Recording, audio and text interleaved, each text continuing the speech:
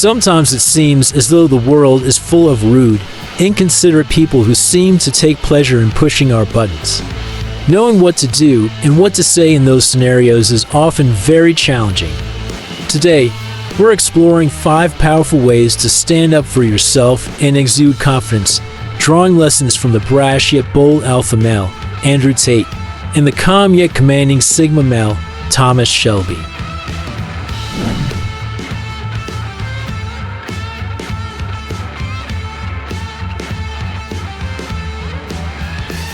Such a large percentage of our communication is nonverbal. Have you noticed that some people seem to be immune to all types of rude behavior, where even the most antisocial around suddenly find their manners? This has a lot to do with the way they carry themselves. We have spoken a lot about body language on this channel, and for good reason. Your body language speaks volumes before you even open your mouth. A strong posture not only conveys confidence, but also reinforces it within you. Tate's stance is deliberate and commanding. He stands tall, shoulders back, and makes direct eye contact. This posture demands respect and conveys that he won't be easily swayed. He is a big, imposing character, not just in height, but this is reinforced in the way he carries himself. Watch Tate's body language during this potentially confrontational interview in this next clip. And also because there's a great deal of concern about the things you say and the impact that they have on young people, on women. I don't think the concern's about the things I say. I think the concern is for the level of influence I have and the reach I have. I would argue that a lot of the things that are already out there inside of the legacy media. Throughout that short clip, we see Tate sat up very tall and his eyes are fixed in a steady gaze. Keep in mind this is the very beginning of the interview, and the interviewer has come out of the gate very quickly in framing Andrew Tate's conduct as negative. This direct, aggressive style of communication can easily cause people to feel flustered or overwhelmed, especially if it is unexpected. Andrew Tate usually deals with these situations directly. However, there is another powerful method you can use. Shelby's posture is calm and controlled, exuding a quiet confidence. He rarely makes unnecessary movements, which creates an air of mystery and power. Unlike Andrew Tate, when Tom Shelby is faced with direct aggressive behavior, he remains extremely calm and non-reactive. This is so powerful because it shows complete control over your emotions. When someone is so direct and aggressive, their goal is to get a reaction out of you.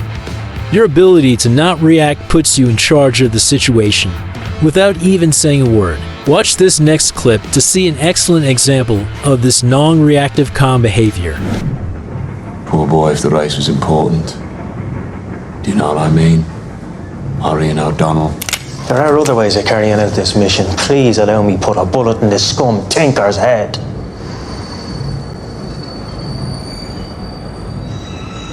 Nothing is more unsettling than showing no reaction to something that is meant to intimidate or get a rise out of you.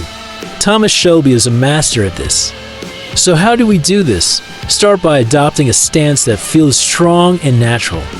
Practice both styles. Tate's more assertive posture for situations where you need to command attention, and Shelby's reserved but firm stance for when you want to convey silent strength. We believe that every man has the potential to become a strong, confident leader in his own life. Whether you resonate more with Tate's boldness or Shelby's quiet power, we're here to guide you on this journey. If you're ready to step up your game, hit that subscribe button and join our community of men dedicated to personal growth and empowerment. Let's continue with the video.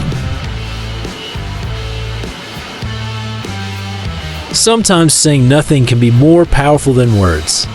Silence gives you time to think, and often it can make others more uncomfortable than any words could. There will be times, however, we need to speak up. The way you speak can command respect and attention. A strong, clear voice can assert your presence in a conversation. Let's consider the power of both methods. Shelby masters silence, using it as his greatest weapon. His minimal words paired with intense silence create an intimidating presence that makes others think twice before challenging him. He shows he doesn't need to use words to communicate or to prove himself. He is self-assured and knows that he will get his message across. Watch how when challenged by Billy Kimba, he does not need to scream from the rooftops that he is in charge. He remains silent, confident in his position. Check it out.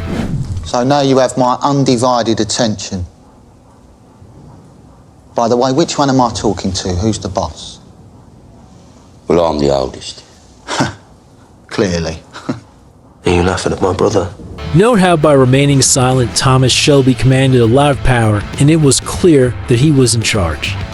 By contrast, Billy Kimba stood up and tried hard to assert himself. In doing so, lost a lot of his power in that situation. When someone is being rude or passive-aggressive, you do not need to respond and react to everything they say or do. If you can keep silent and ignore their behavior, that will send a clear message. People are extremely aware of being ignored, and this is more powerful than the best comeback. Inevitably, though, there will be times when we will need to make our voice heard. What we say and how we say it are both very important. In these moments, Andrew Tate speaks with conviction and assertiveness, ensuring his point is always heard.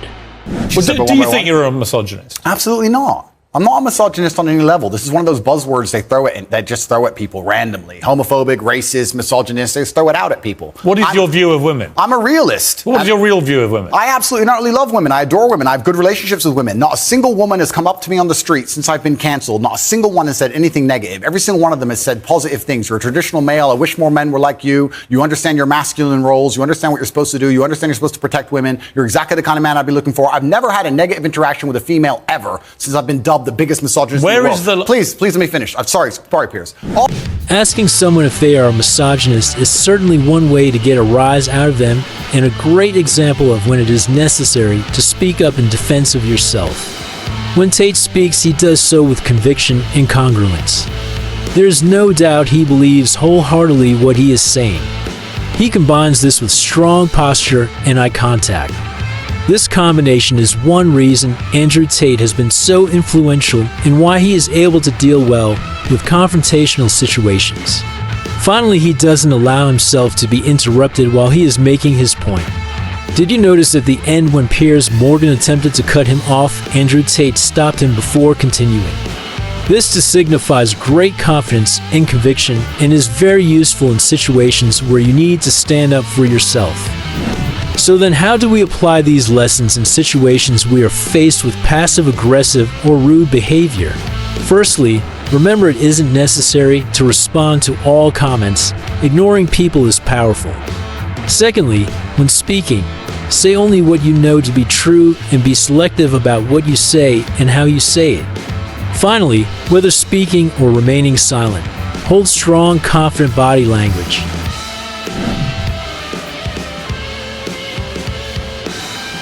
As they say, you teach people how to treat you. Boundaries are essential for maintaining respect.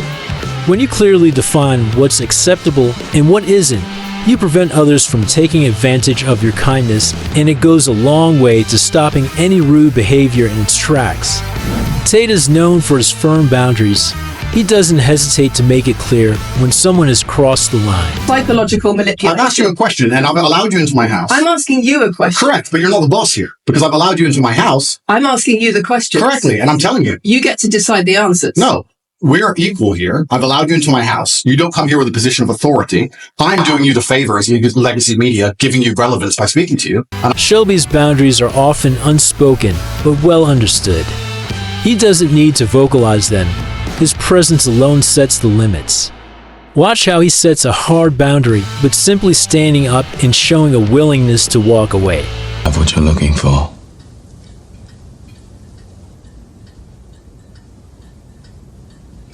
I have the guns.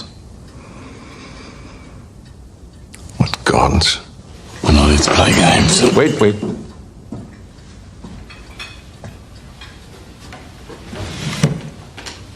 Identify situations where you feel uncomfortable or disrespected and establish clear, firm boundaries. Use Tate's direct approach when necessary, but remember that Shelby's unspoken boundaries can be just as effective. All you need is a mindset that is willing to draw the line and communicate what you will and will not tolerate. That is the hard part. I encourage you to practice anyway, even if it feels uncomfortable. Your future self will thank you for it. If you found these tips helpful and you're serious about mastering the art of confidence, hit that subscribe button. Join our community where we're all about empowering you to command respect and take control of your life. Don't miss out on our upcoming videos filled with actionable advice and powerful stories.